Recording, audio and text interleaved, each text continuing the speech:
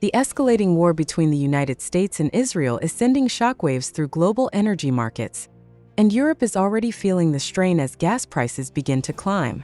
For European economies, the conflict adds fresh uncertainty at a time when energy supplies remain fragile after years of geopolitical tensions and market disruptions. Energy-intensive sectors such as chemicals, manufacturing, and heavy industry are often the first to feel the impact when gas prices surge, raising concerns about production costs and competitiveness.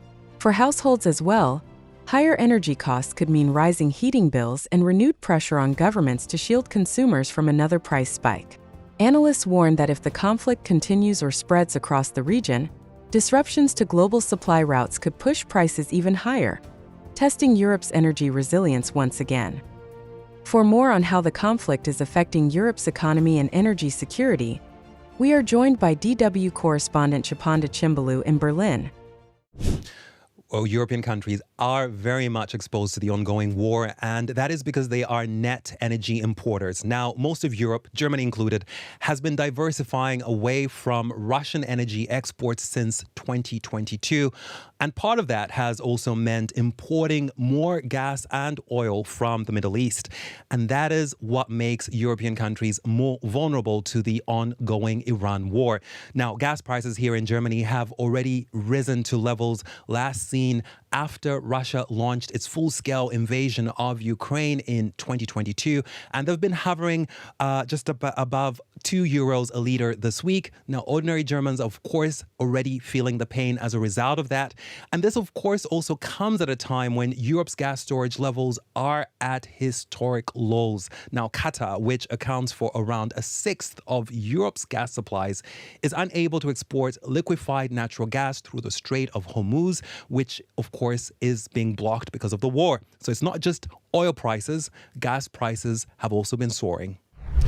Apart from the direct impact on the energy sector and the disruption on tourism and travel, the other sector that is also experiencing major disruption is logistics. Now, many insurers have, of course, been cancelling war risk coverage for logistics companies, and that is already affecting the business decisions made by logistics firms. Now, two shipping giants, Denmark's Maersk and Germany's Hapag-Lloyd, are rerouting ships around the southern tip of Africa.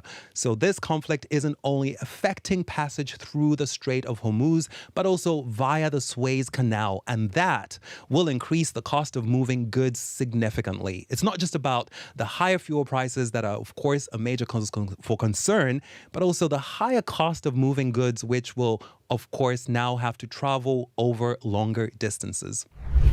One major concern is that the war could, of course, have a major impact on consumer prices. Now, here in Europe, there is of course, other concerns as well because of the war. European leaders are also thinking about how the conflict could affect the war that is even closer to home, which is, of course, the war in Ukraine. Now, Russia is a major exporter of oil and gas, and it stands to benefit from higher energy prices.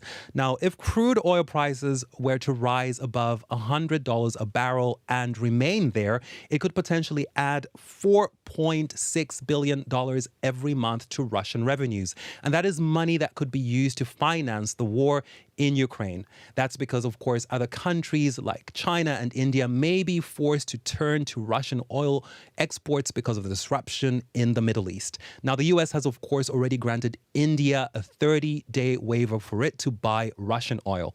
But Russia selling more oil isn't the only concern. The Iran war could also tie up U.S. military aid that could have potentially gone to Ukraine. So European leaders do not want to see this conflict drag on.